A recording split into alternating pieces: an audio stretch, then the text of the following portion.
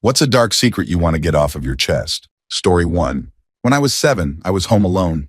I called 911 because of a house fire that consumed half the house, and they found me outside.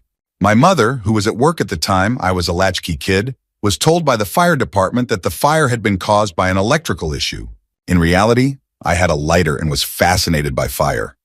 I started burning the little tassels at the end of the blanket on my bed, putting them out before they could ignite the entire blanket, until I couldn't. The whole bed caught fire. The heat from the fire caused an electrical outlet to short circuit, leading the firefighters to believe that the fire had started there. I'm 40 now. My mother still doesn't know the truth, but I remember it all vividly, including the heat on my face as I desperately tried to put out the flames. Story 2. I've had the same best friend since I was 16. We met in high school. When we turned 19, she met her husband. Over time, I became closer to him than to my best friend. We developed a deep sibling-like bond. My best friend has cognitive disabilities and struggles with anxiety, so it was often easier for me to vent to him. This past October, he passed away from AML leukemia. I stepped in to support my best friend through the transition. I planned a memorial service, paid for the cremation. I was reimbursed after the life insurance processed, and became her emotional rock. But internally, I'm completely devastated. I don't trust people easily, and he was one of the very few people I felt safe confiding in. The loss is unbearable, and I have no one to turn to with my grief, because the person I'd talked to about this is gone. I can't bring myself to share these feelings with my best friend. She's already in so much pain, and I want to be strong for her. Balancing my own grief while supporting her is incredibly difficult. Story 3.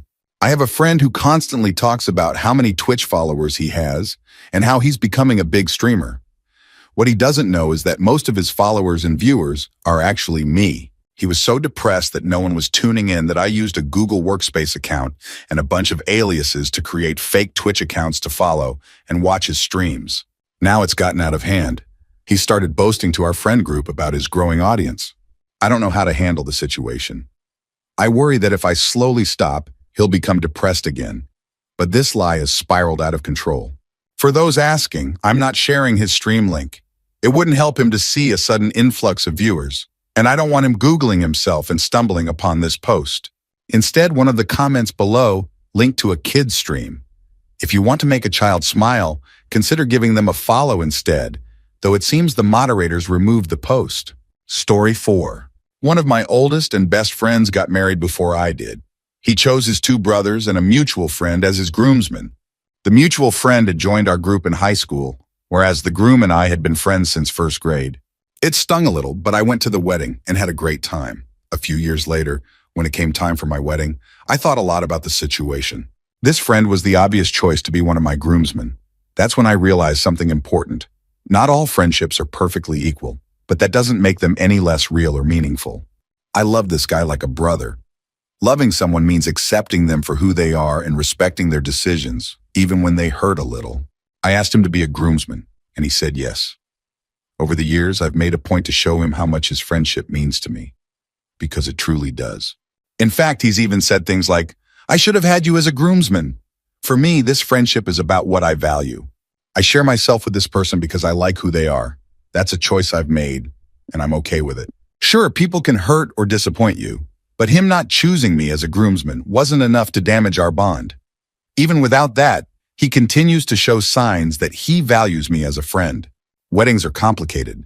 There's so much societal and family pressure. When it was my turn, I was lucky to have a fiancée, now wife, who helped me make decisions that truly reflected what I wanted, which was hard for me as a people pleaser. So here's my advice. If you value someone's friendship, show it. Tell them through your words and actions. Show up for them. Invite them to things. If they don't reciprocate, maybe it's time to move on. But don't let something like a wedding define the entire relationship. Story 5. Back in college, my floor mates decided I needed to loosen up. They knew I'd had a bad first sexual experience and claimed they wanted to help. One night at a pregame, they handed me drink after drink. I was just happy they were being nice to me. But one of those drinks was drugged. I don't remember leaving the dorm that night, though I was told later that we went to a bar. I don't remember the bar or how I got back to my room. What I do remember is waking up the next morning, naked, with a condom still on me, and a girl I didn't know sitting in my desk chair. I was frozen, in complete shock. When I asked her what happened, she said, "I only stayed because I thought you might be dead. I can't believe they convinced me to do this. I'd never seen her before, but after that day I saw her around campus sometimes. We avoided each other. When I confronted my floor mates, they got defensive and dismissed my concerns. They acted like I should be grateful for getting with a really attractive girl. They never apologized. Now, 9 years later, people still wonder why I'm single. They say things like, "You have such a big heart, you'd make someone happy." I've told only one person about what happened, and their response was, "At least it wasn't real rape." That reaction crushed me. Now I don't tell anyone. I'm terrified I won't be taken seriously. I've never had a healthy relationship or a positive sexual experience. I don't know if I'll ever get to a place where I can achieve that. At this stage, what's the point? Even if I met someone tomorrow, I'd be in my 30s getting married, if marriage is even possible for me, and who knows if I'd have kids. I've started to accept that I might be alone for the rest of my life, even if that's not what I want. Story 6. I'm in a really bad place right now. My partner is sick. He suffered brain damage after a sudden illness. Most days he's his old self, but on others he's like a stranger. He gets angry and confused. He doesn't recognize me, doesn't know who I am. He gets into rages, and I have to calm him down. I have to remind him of the 13 years we've spent together. And I have to break his heart over and over again, telling him that his dad is dead. To people on the outside, he seems fine, just a bit quieter than usual. They don't see him when he's lost, when he's looking at me like I'm a stranger. It's exhausting. I'm burning out. Between work, studying, caring for him, volunteering, and now having to move house because life wasn't already hard enough, I'm overwhelmed. Since he has mobility issues, most of the move will fall on me. He'll struggle with the change, get upset, and be confused. But I won't leave him. I love him so much. I adore him. Yet I've had to come to terms with the fact that the life we planned together is gone. We were planning to have a baby. We even picked out names. He still talks about it with such excitement and says the most beautiful things about us becoming parents. But I've had to accept that it probably won't happen. His mobility and memory issues make it too risky. He can't work, so how could I leave him alone with a baby? What if I came home to find the oven smoking because he forgot he turned it on? I desperately want his child. I want our baby. But I've had to stop letting myself feel excited about it because I can't bring myself to tell him the truth. His illness is the reason it may never happen. Every time we talk about it, my heart breaks all over again. I'm devastated. We're not bad people. We keep to ourselves. We help others when we can. But lately, life has just been relentless. This feels like the final nail in the coffin, and I don't think I can take much more. I've never felt so much hatred toward whatever cosmic force or God might exist. Every morning, I wake up from the little sleep I get, begging for it all to stop. I just want my old life back. I want my old partner back. I want the future we planned. And I'm angry, so angry. People keep telling me to be grateful that he isn't worse off, and I am grateful. I was told that if he lived, he'd be in a wheelchair, and he defied the odds. But just because he's doing better than expected doesn't mean I'm not allowed to feel pain. This didn't just happen to him, it happened to us. He doesn't remember that night, but I do. I remember every moment. I remember him seizing in bed. I remember calling 112. I remember him seizing over and over again. I remember performing CPR. I remember him calling my name, terrified, before he seized again and slipped into unconsciousness for 26 hours. He doesn't have epilepsy. He's never had any major health issues before. It was so random, so out of the blue, and it completely destroyed our lives. I know other people have it worse, and I hate how I sound, but I'm done. I can't take any more. Whatever is out there, whatever we've done to deserve this, just leave him alone. He's a good, kind, sweet man, and he doesn't deserve any of this. Just stop, please, because I don't think I can take much more. Story 7. A few people know that someone I was very close to died by suicide in 2014. He was the kindest man, always asking about me, and would travel 2 hours by train just to meet me for a cup of tea and a slice of cake. He was always there for me, so much so that I never considered the possibility of him one day not being there. He seemed so happy. Everything was the best, every joke was the funniest, and every brownie was the gooeyest. What I don't tell anyone is that, in the days leading up to his death, I had several missed calls from him. I even watched one of the calls ring without answering. He sent me a message pleading with me to call him when I had the chance. I had many chances, but I didn't call him. Later that week, I woke up to a message from him. It was so long that when pasted into a Word document, it took me 2 days to read. He wrote about his life, how insignificant he felt, how wonderful he thought I was, and he ended with an apology. Shortly after, I received an email from his mother. She told me he had jumped in front of a moving train. I've never been a very sociable person. I've always cared deeply and tried to do the right thing. But since that day, I've stopped keeping kind thoughts to myself. Now I check in on people, bake cakes, and always answer my phone. It's my way of keeping a part of him alive. I've learned that the absence of kindness can sometimes be just as damaging as malice. I wish I'd realized that sooner. If you meet someone who seems enthusiastic and lives every day like it's their last, it might actually be. That's why I promise to always pick up the phone. It's too late for me to change what happened, and I'll carry the guilt for the rest of my life. But I'm okay with that if it means he isn't forgotten. My dad once told me that in the afterlife, everyone will be resurrected perfect. That gives me comfort, knowing I'll recognize him someday. He was a great friend, perfect in every way. I just hope I'll get the chance to ask for his forgiveness. Story 8. I grew up in a charismatic evangelical cult. When I was 16 or 17, I was physically, not sexually, assaulted by the pastor and several church members during an exorcism to cure my depression and suicidal thoughts. It didn't work, obviously. Shortly after, I attempted suicide, but I failed. Otherwise, I wouldn't be here to share this. After my attempt, I spent weeks crying on the phone to suicide helplines and trans helplines at night. I begged them not to call authorities because it would have only made things worse. One night, my sister found me in the bathroom because I'd cried so hard that I vomited. She was only 14 or 15 at the time. I remember her asking if I was okay, and it was clear that I wasn't. She comforted me in ways I can't even remember now. What I do remember is her kindness, her concern, and the way she supported me, even knowing how much I hated myself. She has always been my biggest support. 6 years later, we both escaped our parents. They're terrible people who still attend the same church where I was assaulted and believe the cult did nothing wrong. I've been no contact with them for almost a year, but my sister still talks to them occasionally. She keeps firm boundaries, and I'm so proud of her for that. I recently celebrated my 22nd birthday, my first without my parents. My sister made me a cake, got me a present, and we had a small gathering. I didn't tell her, but I was sad the whole day. None of my family wished me a happy birthday, which is what I wanted, but it still hurt. Deep down, I still miss my parents. I'm still that scared kid who wants his mom and dad.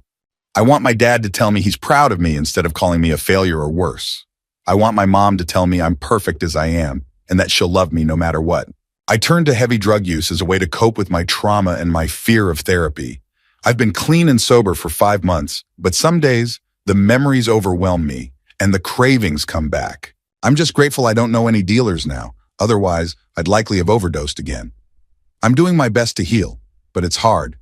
I'm just thankful for my sister, who has always been my rock. Story 9. As a kid, I developed an interest in learning how to pick locks. One day, when I was about 10 or 11, I managed to open my father's safe in the bedroom. Inside, I found a disassembled firearm, a 9mm, I think, and a box of bullets. I thought it would be a fun challenge to try and assemble the gun. Once I got it together, a friend stopped by, and we decided to take it into the woods to shoot at birds or whatever we could find. At one point, the gun didn't fire, and we thought it must have run out of ammo. My friend was holding the gun, pointing the barrel at himself and at me at times as we tried to figure it out. He handed it back to me saying, "It must be empty." As we exchanged it, the gun discharged into the ground.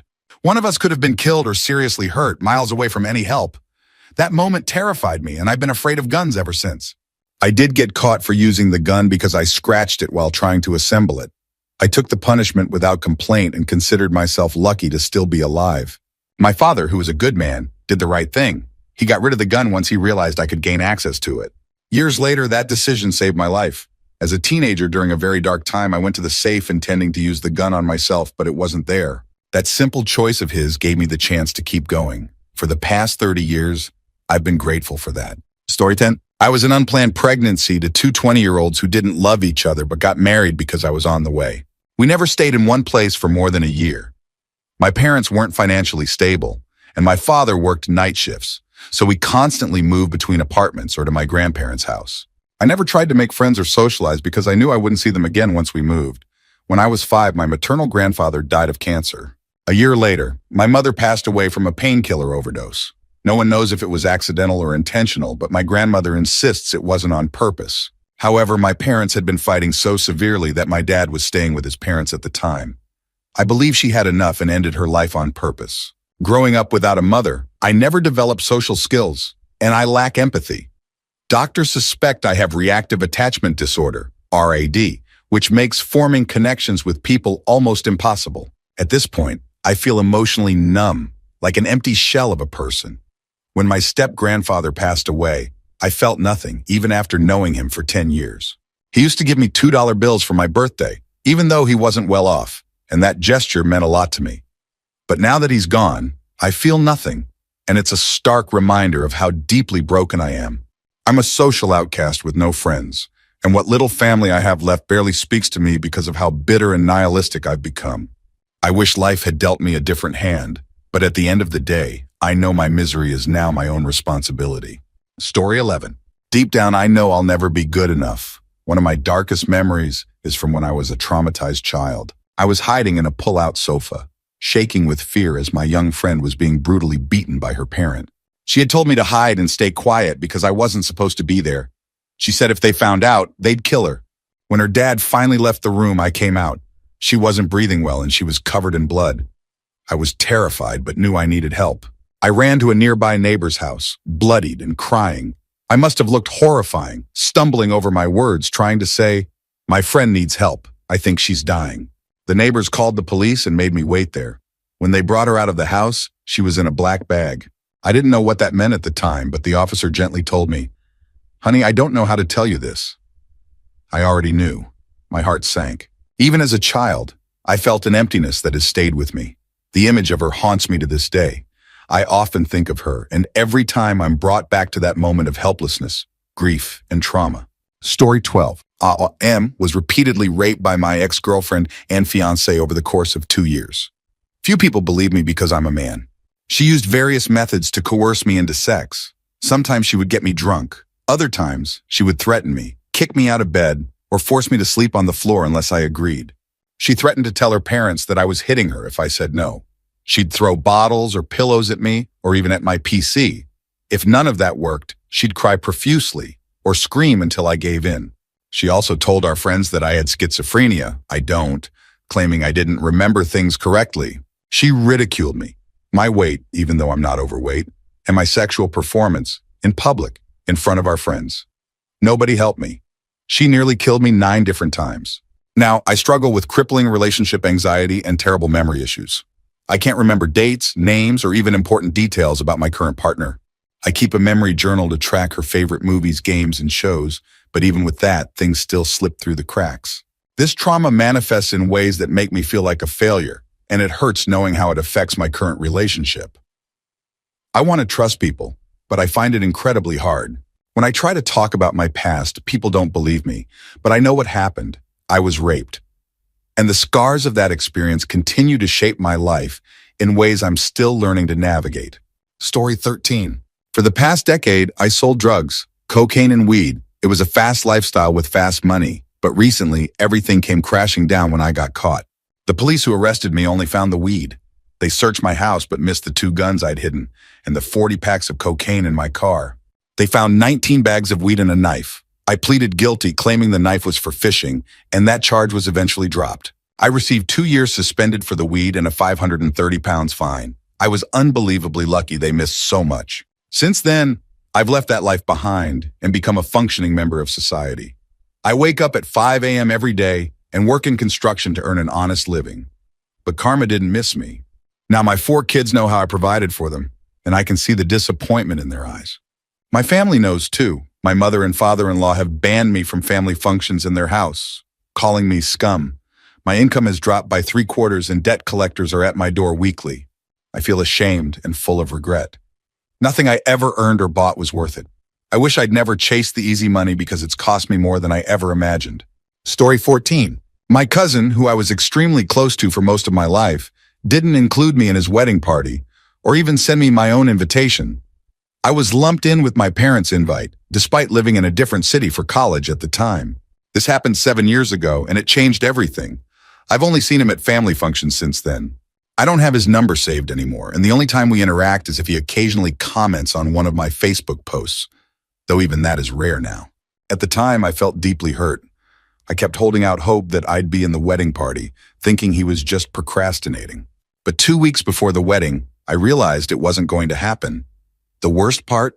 Of the 3 people he did include, I know for a fact he didn't share the same bond with them that he had with me. From age 12 to 20, we were inseparable, spending almost every weekend together and even taking turns driving to school. I never saw him spend that kind of time with those other 2. I went to the wedding only to avoid causing drama for my parents. Though they supported me not going, I didn't enjoy myself at all. I wish I could say I've moved on, but I haven't. I feel nothing but resentment toward him. Now I treat him like a distant relative. I've never met his kids and I don't care to. I act as though he's just another family member I see at functions, and nothing more. I don't wish ill on him or his marriage, but I've already decided he won't be invited to my wedding, and I feel nothing about that decision. He was my best friend for most of my life, but now he's just someone I used to know. Story 15. In college, a close friend of mine was raped at a party. It was someone she knew, and during the assault, he broke 2 of her ribs. She was drunk, and he forced himself on her. A few weeks later, our regular group of friends were roughhousing with couch cushions, something we'd done since middle school. At one point, I rolled off the couch with a big pillow and accidentally landed on her broken ribs. She screamed in pain and had to go to the hospital, where they confirmed her ribs were broken. She never told anyone except a close mutual female friend that her ribs had actually been broken during the assault. Not from me. Because of that, our entire friend group, along with many high school friends, believed I was the one who broke her ribs. I became the target of endless jokes and was labeled a woman beater. About a year later, the mutual female friend told me the truth about what had happened. I asked her to keep it between us and not share the real story. I didn't want to out my friend's trauma. It wasn't my story to tell. I also didn't want her to feel forced to relive it or have to explain it to anyone. For that entire year, I carried the guilt, even crying about it, thinking I'd hurt a close friend who was like a sister to me. But I knew her pain from the assault was far worse than the misunderstandings I had to endure. I've kept that secret ever since and will take it to my grave. I lost a number of friends and had some uncomfortable interactions because of the misunderstanding, but that was 10 years ago. We've all moved on with our lives, though the memory still lingers. Story 16. Back in 1987 or 1988, when I was about 6 or 7 years old, I stole a Transformer toy from a small mom-and-pop store. It was the 80s in France, and back then, it wasn't unusual for parents to leave their kids unattended while they ran errands. My mom would drop me off at this store regularly. I had been eyeing a Transformer toy for weeks. It was a gray plane, but not Starscream. I already had Bumblebee, but I wanted more. My parents only bought me toys for birthdays, Christmas, or as rewards for good grades, so I knew begging wouldn't work. One day, the store was almost empty. The owner was behind the register, and no one was around me. I decided to steal it. My heart was racing as I carefully opened the box with my tiny fingers. I managed to get the toy out without making too much noise and stuffed it into my puffy winter jacket. I put the empty box back on the shelf, hiding it behind other toys. Then came the hard part. I couldn't just leave because my mom wasn't back yet. I wandered the store, pretending to look at Barbie dolls to avoid suspicion. Every second felt like an eternity. I was sweating, terrified someone would notice the bulge in my jacket or find the empty box. Finally, after what felt like forever, my mom came back. I acted cool, said I didn't see anything I liked, and we left. Once we got home, I waited for the right moment to sneak the toy out of my coat and into my room. I played with it in secret for days, hiding it at the bottom of my toy crate when I wasn't using it.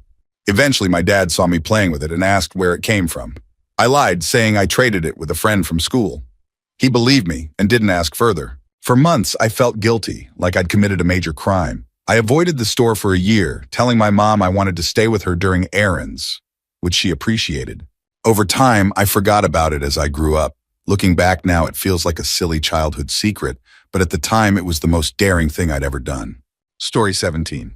I don't know if I truly want to spend the rest of my life with my partner, and that uncertainty scares me. We've been together for almost a decade, and he's been an incredibly stable presence in my life. He helped me through college and has always been there when I needed support. We've weathered rough patches before, especially when we moved in together at a young age to a city we didn't know. During that time, I was extremely depressed and our sex life suffered. Years have passed since then, but now we've both let ourselves go.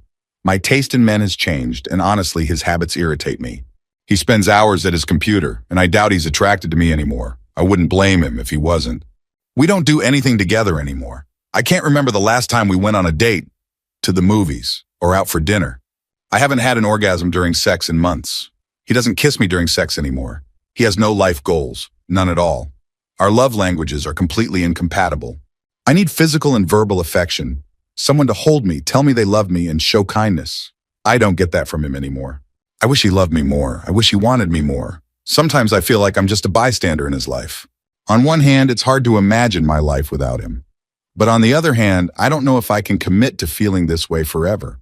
There are times when I love him completely and never want to leave. Then there are times when I think I love the idea of who I want him to be, not who he actually is. It's confusing and heartbreaking. I don't know what the future holds for us, but I can't deny how deeply conflicted I feel. Story 18. I grew up in a cult. My grandmother has been running it for 45 years, and even in her advanced age, she's still active. She kidnaps children by alienating them from their parents, making them completely dependent on her. Her method is disturbingly calculated. She befriends young women in vulnerable situations, offering them and their children a place to stay. The women give her 90% of their income under the guise of paying bills. Eventually, they get fed up and leave, taking their kids with them. That's when my grandmother starts calling them, guilt-tripping them about how their lifestyle will harm their children. Many of them end up leaving their kids with her and returning to their old habits, drugs, alcohol, or other destructive behaviors. CPS is constantly involved at her house, and the mothers often lose custody of their children to her. When I was 3, my parents had recently moved out of her house in Texas and relocated to Ohio. We were staying in a motel while my father worked as a maintenance man there to cover the costs. One day, he stepped outside to use a payphone to order pizza, leaving me with a friend for a few minutes. That friend wanted my father's job, so he called the police and accused my dad of child abandonment. My dad was within sight of the motel room door the whole time, but it didn't matter. The police took me from my loving parents, and since my grandmother was my closest blood relative, I was placed with her. For the next 12 years, I was raised to believe lies, that my parents didn't love me, that my father had raped me, and that I was so mentally ill that I required dangerously high doses of medication for my age. At 10 years old, I was taught to cook and clean. By 11, I was responsible for looking after 2 younger kids. When I was 15, I found an old letter that had fallen behind a filing cabinet. It was from a woman begging my grandmother to let her see her child, even just once. She hadn't seen them in over a year. As I read the letter, I saw my own name. My grandmother had never taken in another child with my name. It was the first clue I had about my real identity. I realized my mother not loving me was a lie, and I began to question everything I'd been told. I messaged my mom on Facebook, and 5 years later, I'm now living with her and my father. Even as an adult, I'm still processing everything. My entire life until 5 years ago was a lie, and it's hard to wrap my head around it. The beatings I endured left my bones prone to dislocation. The emotional abuse left me riddled with self-doubt. But I survived. I went through hell, true, complete hell, and came out on the other side. For the first time, I'm happy, even if I don't always feel like an adult. Thanks for listening, strangers. Story 19. I hate my wife for tricking me into having 2 kids. I love my children because they're mine, but I also resent their existence because I never wanted them. I made it clear to my wife before we even started dating that I didn't want kids. She accepted that, and we moved forward in our relationship. Years later, she got off birth control without telling me. I would have been fine using condoms or other forms of male contraception, but she made the decision without involving me. Now we're stuck in a small rundown town in a crappy house because of the financial strain. Even when opportunities arise for us to move, my wife refuses because of her low-paying job. I'll never tell my kids how much trouble their existence has caused me, nor will I treat them poorly because of it. It's not their fault they're here. But the truth is, their presence has derailed my life in ways I'll never recover from. For now, I'm staying in this marriage so my children won't grow up in a broken home. But once they're out on their own, I'm leaving. I've had divorce papers ready since my youngest was born. It's not just the kids. My wife has done other things that have made me fall out of love with her entirely. I've grown bitter and hateful toward her, but that's a story for another time. Story 20. My first sexual experience was an assault. At 19 years old, I became a victim of human trafficking for 3 months. After I escaped, I focused on being invisible so he couldn't find me.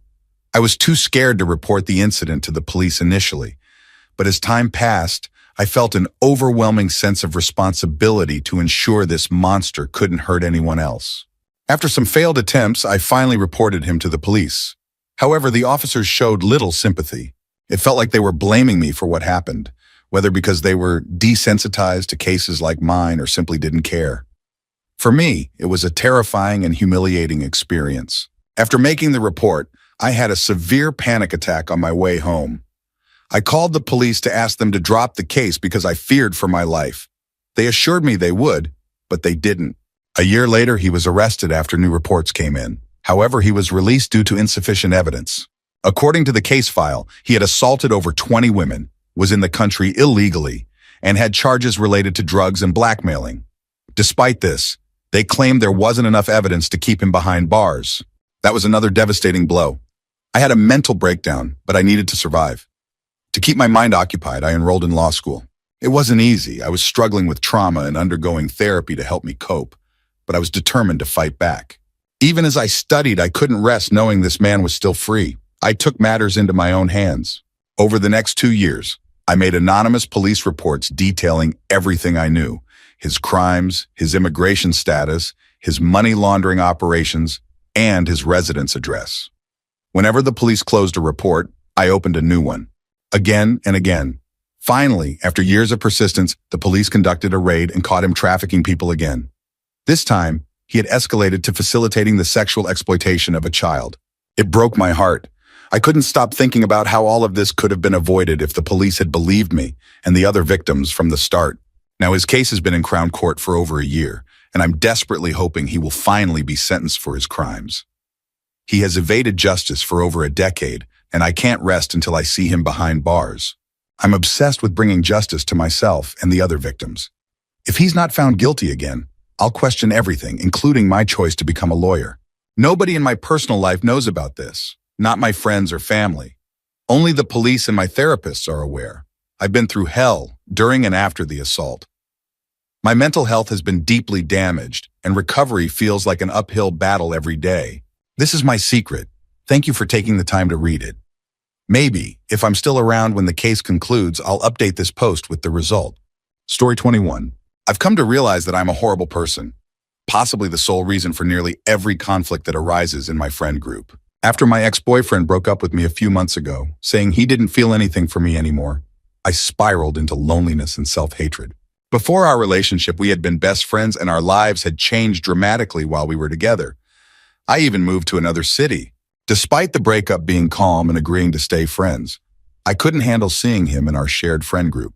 I started drinking excessively and isolating myself. I began seeing problems and enemies where none existed, which led to an endless cycle of conflicts, most of which I caused, with my friends. The worst part is, I feel jealous when they're happy and enjoying life. Instead of being a good friend who supports and feels glad for their progress, especially for my ex who had struggled with depression, I feel annoyed. It hurts to see them happy while I'm still stuck in my struggles. I hate the thought that they're happier without me. I know my shitty life is my own responsibility. I'm trying to stop drinking altogether because it only made things worse.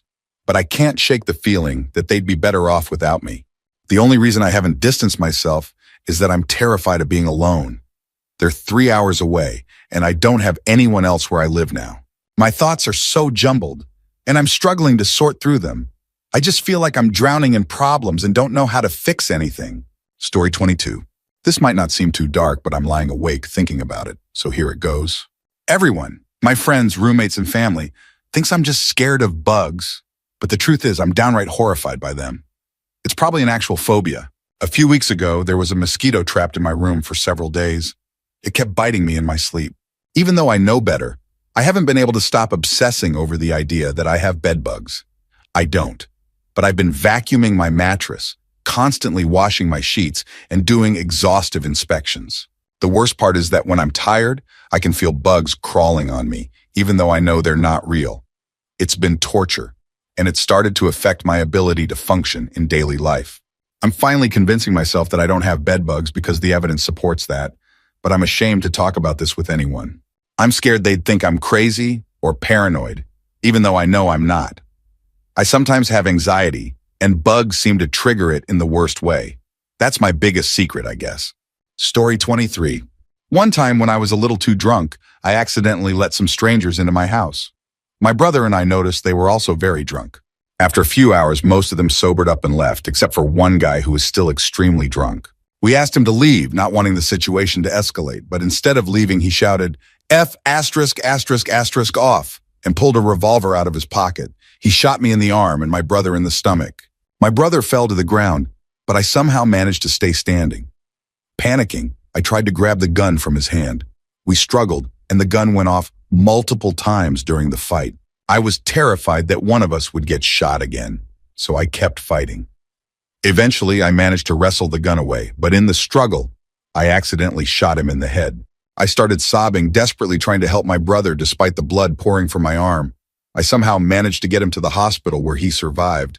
I did too, though the trauma of that night has never left me.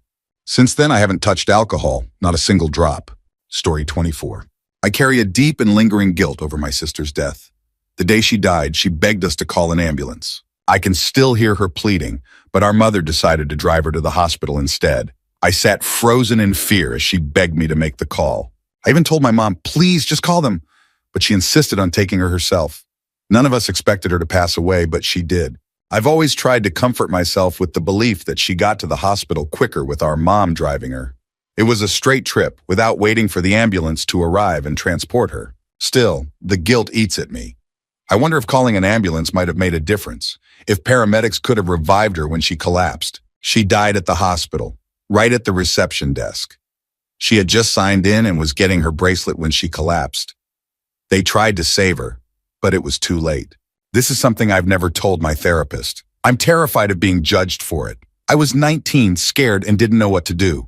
If I could go back, knowing what I know now, I would have called. Even if it changed nothing, it would give me peace of mind. I also carry guilt for not hugging her before she walked out the door that day. She knew she was dying, but we didn't believe her because she struggled with anxiety and other mental health issues. I hate myself for not getting up to hug her, for staying frozen in my fear instead. I would give anything to have her back. I think about her every single day. I'm so sorry. I love you and miss you more than words can say. Story 25. My fiance and I aren't in a real relationship anymore. For the last year, we've been somewhere between roommates and friends with benefits. Despite this, we've been together for over 6 years, lived together, and continue to lie to our families about still being engaged. We both know that as soon as we're financially stable enough, we'll go our separate ways. Every time we visit my family, they ask if we've set a wedding date or looked at venues. We dodge the questions, not wanting to upset anyone until we're ready to move forward with our plans to split. But the harder truth is that, despite the situation, I'm still in love with her. If she changed her mind tomorrow and said she wanted to get married, I would do it in a heartbeat. But I know she won't. She's been honest. She says the spark isn't there anymore. While she still loves me as a friend and cares about me, she doesn't want a romantic relationship. It's been incredibly hard to accept this, especially since we still live together and likely will for a few more months. I'm trying to respect her wishes and keep things as neutral as possible. But every day, all I want to do is tell her how much I love her and how much I want to spend my life with her. Knowing that she doesn't feel the same kills me a little inside every day. Story 26. Growing up, I feel like I was over-sexualized as a child. Being born handsome and mannish, I was constantly complimented by women. They'd say things like, "You're so handsome," "You're so mature for your age," or "You're so mannish." At first, it seemed innocent, meant to build my confidence as a boy. But as I got older, those compliments shifted to ones with underlying sexual tones. This led to me having sexual experiences with women who were far older and more advanced, physically, mentally, emotionally, and financially than I was. Girls my age didn't want to get to know me. They were more interested in seeing if they could have me for a moment. Older women, on the other hand, seemed to understand my feelings better, or so I thought. They preyed on my need for connection. At the time, it made me feel important, strong, like a big man. But as I reflect now, I realize it warped my understanding of sexual connection. For most people, sex fosters intimacy, love, and connection. For me, it became a way to fulfill an urge. I wouldn't call these experiences sexual assault because I often enjoyed them, but they definitely stripped away my ability to value true connection and intimacy. Now, as an adult, I long for the beauty and emotional bond of sex, but I find myself disconnected from it. Story 27. My dark secret might not be as intense as others here, but it's something that weighs heavily on me. At my school, you can still get a passing grade after the report card is delivered, which is crucial to my story. Last year, I completely lost my motivation for school. Almost all of my assignments went undone, starting near the end of the second quarter and lasting until the end of the school year. When my second quarter report card came, I failed several classes. I told my parents and friends that I'd lost motivation and promised to make up all my missing assignments. That was a lie. I only did enough to barely pass. At the start of the third quarter, I told everyone I'd regained my motivation, but that was another lie. I was still stuck in that unmotivated state. By the end of the third quarter, I'd failed even more classes. Again, I promised to catch up on everything, but I only did the minimum to scrape by. The fourth quarter was the same story, except I finally managed to do enough to pass all my classes. Now I'm on probation, which might be for the best. School starts tomorrow, and I'm terrified that I'm still in this unmotivated state. I want to do better this year, but I'm afraid I won't be able to. Wish me luck. Story 28. When I was about 8 or 9 years old, my dad left me home alone while he mowed the lawn with our tractor. At some point, the tractor ran out of gas, so I pulled it into the driveway to refill it. We only had those big 5-gallon gas cans, and for a kid my age, they were pretty heavy. Still, I managed to fill the tank without a problem, until the very end. While removing the nozzle, I accidentally spilled gasoline all over the driveway right next to the house. I remembered hearing somewhere that cars could explode if they were running while being filled with gas, and for some reason, my young brain decided that a puddle of gasoline next to the house was equally dangerous. Technically, I wasn't wrong. A large puddle of gas is a bad idea. But my solution? I decided to light it on fire to burn it off. At first, everything seemed fine. The gas ignited and started burning away. But I hadn't moved the gas can out of the way before lighting it. The flame shot up to the nozzle, and suddenly, the can itself was on fire.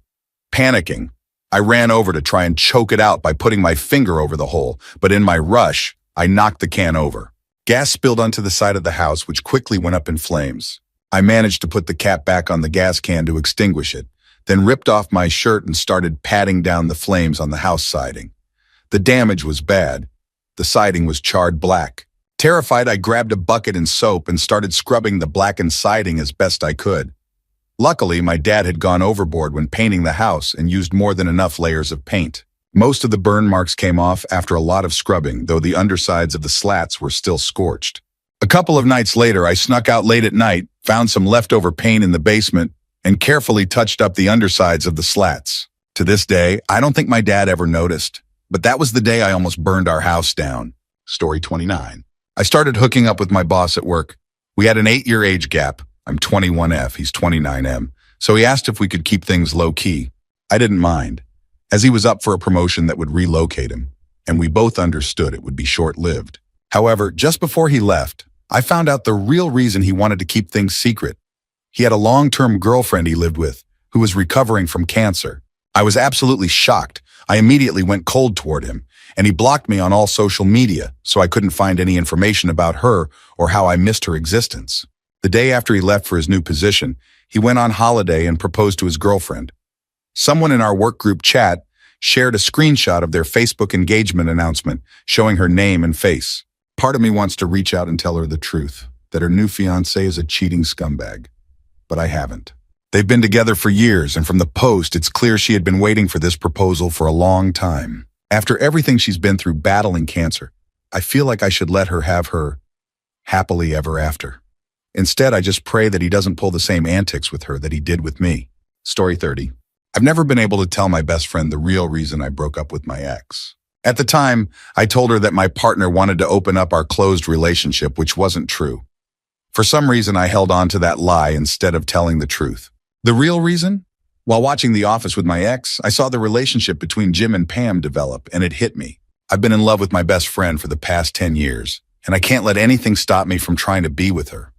That realization inspired me to break up with my ex, despite the fact that she didn't deserve it. She was a great girlfriend, kind, caring, and someone I genuinely loved. When I ended things, she said she'd felt it coming, which caught me off guard because I hadn't even seen it coming myself. I was happy with her and had high hopes for our relationship, but I knew deep down that she deserved someone who wasn't in love with someone else. As for my best friend, we were briefly romantic back in high school, but since then, my feelings have been unrequited. I'm just happy to be part of her life and value our friendship deeply. I know we'd be great together, but I can't force her feelings. Still, I've never felt this kind of confidence about love with anyone else. If the opportunity ever arose, I would marry her on the spot. But for now, I treasure our friendship, even if it's not what I secretly hope for. Story 31. When my dad was young, he was abused by his father. Unfortunately, when he had me, he repeated that cycle of abuse because I reminded him of himself. My mom was around, but sometimes she allowed it to happen, or my dad would wait until she wasn't home. I moved out at 19 with my first boyfriend, and now I'm 23. The physical abuse has stopped, but my dad still gets to me mentally. We act like nothing ever happened, but I know he's angry that I'm far away, living with the man who took me from the house. Now I'm pregnant, and I've made the decision that I'll never hit my son. But I'm scared, terrified really, that I might get so angry one day that I could hurt him, just like my dad hurt me. My boyfriend reassures me that it won't happen. He points out how I can barely handle putting our dog in timeout without crying when he gives me sad eyes. Still, the fear lingers. I want to break the cycle, physically, emotionally, and mentally. I want my son to feel safe and loved in his own home, to have an amazing childhood where his feelings are heard and validated. I don't know if this counts as a dark secret, but my childhood haunts me, especially when random flashbacks hit me out of nowhere. I just want to do better for my child. Story 32. I'm planning to propose to my partner so I can end my life without regrets. The way some girls dream of their weddings from a young age, I've always planned my perfect proposal. But I've also been struggling with mental illness for over a decade. I've had 2 attempts as a teenager and started therapy 2 years ago. For the first year on antidepressants, I felt better, but over the past 6 months, my old thoughts and behaviors have returned. During this time, I decided to propose to my partner.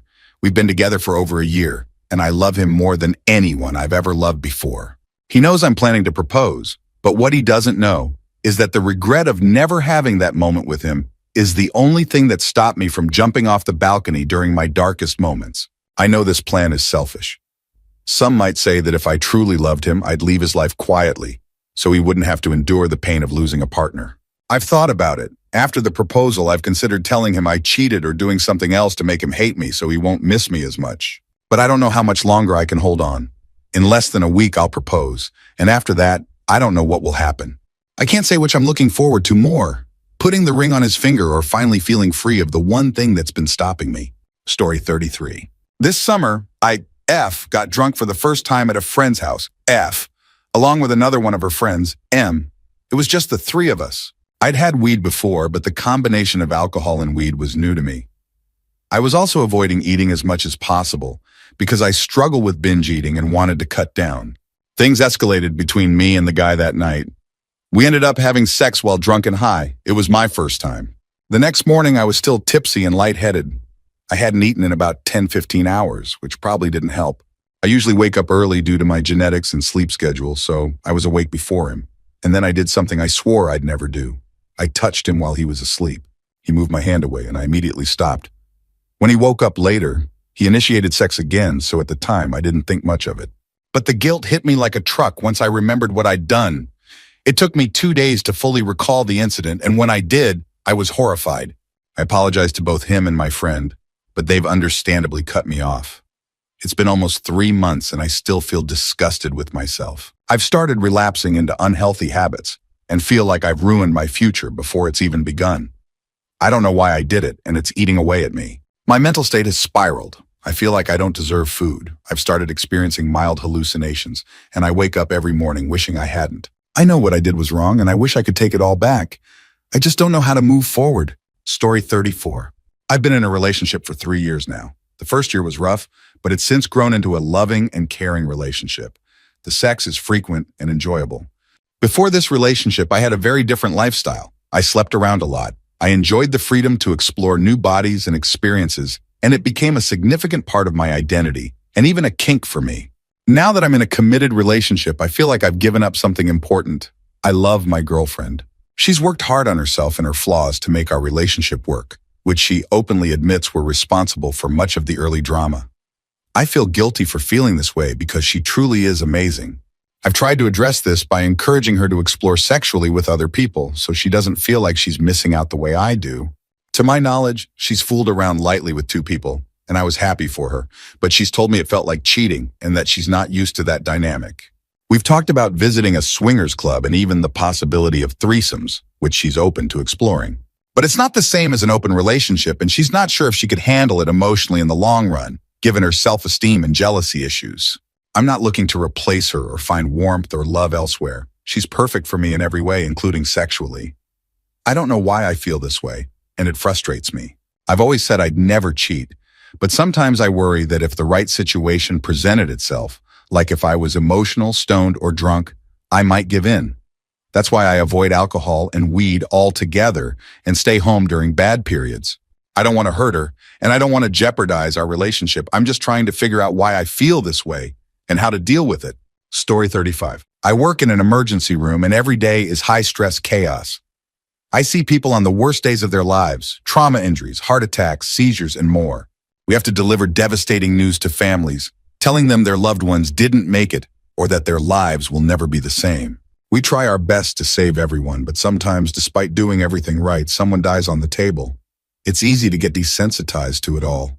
When I have to tell a crying family that their loved one didn't make it, part of me is calculating how long the conversation is keeping me away from the floor and how quickly I can exit the situation. When someone comes in with a broken leg and is crying in pain, I find myself annoyed because as much as it hurts, it's not a priority over the patients who are literally dying. Of course, I can't just say, you'll be in pain for the next 6 hours because we don't have enough staff to help you right now, and it's not going to kill you. Instead, I have to mask my frustration and exhaustion with a facade of bedside manner. I love my job and I love helping people, but the endless flow of patients can feel overwhelming. There's always another gunshot wound, another seizure, another crisis. I'm tired and I go home feeling guilty. Guilty that I'm numb to it all. Guilty that my empathy sometimes feels fake. Guilty that the best advice I can give new staff is, you'll get used to it. The only thing that keeps me going is the bond I have with my coworkers. We all feel the same way, and knowing I'm not alone in this makes it bearable. Story 36. My depressive BPD spirals often feel like implosions. I stop eating or binge on junk, drink heavily alone at all hours, smoke weed nonstop, and escape into anything I can find. These spirals have convinced most of the people I went to high school with that I probably killed myself by now. The worst part? I'm comfortable living this way. I attempted suicide twice when I was younger because I couldn't handle the pain, and now I feel like I'm just waiting out my days, or waiting to find an easier way to do it. It feels inevitable. My life feels as insignificant as my mother's. She couldn't help herself, became addicted to alcohol and sleeping pills, and spent her life talking about suicide and regrets. She died in 2020 at 52 from an unaddressed heart problem and a blood clot. Nothing ever got better for her, and she was one of the most devastated and depressed people I've ever known. Watching her spiral was heartbreaking. Now I devastate the people close to me in the same way. I'm in therapy, and I'm more self-aware now. DBT has helped me stop my mood swings, and I'm finally learning to feel empathy and take accountability. My partner is incredibly understanding while also holding me accountable, which has made a big difference. Still, it feels like I'm grieving my mother all over again, grieving the toxic, uninformed, and ill-equipped version of myself I'm trying to let go of. I want more for myself than just existing like this. I'm trying to direct some of the empathy I've learned inward, and while it's hard, I'm not ready to give up yet. Story 37. I had a close friend who I lost touch with for a while, but he reconnected by sending me a letter from jail. At first, he didn't tell me why he was there, and I promised we'd stay friends. I thought I knew him well enough to believe he wasn't a bad person, and even if it was something serious, I believed I could handle it. When he finally told me the truth, I was devastated. He'd been arrested for possession of child pornography and attempting to meet up with a minor. In his last letter, he detailed how he was caught in a sting operation. I felt sick reading his words, angry, disgusted, and heartbroken. He even tried to justify his actions, claiming he wouldn't have actually harmed the child. I almost vomited. I wrote several letters to him, expressing my emotions and the betrayal I felt, but I never sent them. I couldn't bring myself to respond. Eventually, I learned he was convicted and sentenced to 15 years in prison. I feel sick even writing this. I don't think I'll ever fully process or get over it. You think you know someone, and then something like this happens. Story 38. I have full-length conversations with myself, and I know it sounds strange. Most people might immediately think schizophrenia, but I don't fit the criteria for that diagnosis. I've been doing this since I was about 8 years old. It calms me down to engage in these self-dialogues. Whenever I feel like an outsider or I'm grappling with something, I turn inward because deep down, I know I'm the only person who can give myself the answers I'm seeking. I often go for long walks in the evening, and after a while, I'll start talking to myself. It usually begins with a question like, "What do you think about?" I'll then respond as if I'm someone else. offering a counterpoint to my own thoughts. For example, if I say, Dave's such a jerk, my out loud response might be, well, you did kind of provoke him. I'm fully aware that I'm talking to myself as if I'm another person, but it's a way to see things from different perspectives. It's also been incredibly helpful for anger management since I have a bad temper, though thankfully a long fuse. I'm not sharing this because I think something is wrong with me. I know it's unusual, but it's a useful tool for processing emotions and gaining insight. I just wonder if anyone else does this too. Story 39. I hold a grudge against a stranger because she was closer to my grandfather than I ever was. My grandfather passed away in February at the age of 93. For the past 10 years, he had lived in a wonderful retirement home after my grandmother's death. The facility was excellent, and he built close friendships with other residents and the staff. In December, he suffered a severe spinal injury during a storm, which ultimately led to his passing 2 months later. My family initially believed he would recover because he'd always been resilient. He'd survived multiple strokes and injuries throughout his life. Because of this, I didn't make an effort to call him more frequently after the injury. I always imagined we'd have a stronger bond when I got older. We both loved history, political discussions, and other intellectual topics, but I never had the chance to connect with him on those levels. Living in different states, family dynamics, and COVID restrictions made visits rare. By the time I called him, he didn't even recognize me. At his funeral, a young woman spoke about her close bond with him. She was the daughter of a janitor at the facility and had helped out a lot during quarantine. She shared story after story about their time together, how much he meant to her and how his death impacted her. I sat there seething with jealousy and guilt. I couldn't shake the feeling that she had taken my place. I'd already felt like a failure as a granddaughter for not being closer to him, and her speech only amplified those feelings. I didn't speak at his funeral because I had no stories to share, nothing to say. She did. I know my anger is irrational, but it's something I've struggled with since his passing. I feel like I failed at one of the most important relationships in my life because I kept putting it off until the time was right. Now that time will never come. I've tried to cope through therapy and even wrote an essay about it for school, which received positive feedback. Still, I can't help but feel like I let my grandfather down. I just hope that wherever he is, he's proud of me. He shaped so much of who I am, even if I didn't realize it while he was alive. Story 40. I hate my mom's friend. Before my mom met her, she was a regular, loving mother who never swore at us. But after they became friends, everything changed. My mom started swearing, beating us, and cursing us. Behaviors she clearly picked up from her friend, who regularly treated her own kids the same way. I was often forced into situations where I had to play with her kids, and I absolutely hated them, especially her daughter. I would watch my mom's friend beat and berate her kids, and it made me so angry. She even had another friend who hung around us, and one day this woman slapped me across the face because she thought I was being too loud. I was just excited to be somewhere, and that slap stayed with me. This toxic environment completely ruined my relationship with my mother. I felt like she resented me, and I grew rebellious and resentful in return. I couldn't see her as a safe space, which is heartbreaking because I'm her only daughter. I remember one time I went to school with bruises, and my teacher called my mom in for a meeting. My mom showed up with her friend, and only later did I realize that this friend had coached her on what to say to the teacher. As a child, I didn't understand that the abuse was wrong. I thought I deserved it because I was hyperactive. But now that I'm older, I see how much it's affected me. I've tried to repair my relationship with my mom, and while we're in a better place now, it still hurts to think about what I needed from her back then. I turned to the wrong people for comfort, which led to bad friends, bad boyfriends, and bad decisions. I've told my mom how much I hate her friend, but she doesn't know how unsafe I felt as a child. That fear and lack of security destroyed my self-confidence. I overthink everything, and I'm terrified of failure. I've struggled to form and maintain friendships. I often cut people off before they can hurt me. Now that I have a son, I can't imagine treating any child the way I was treated. When I think about it, I break down sobbing. I'm determined to give my child the safety, love, and support I never had.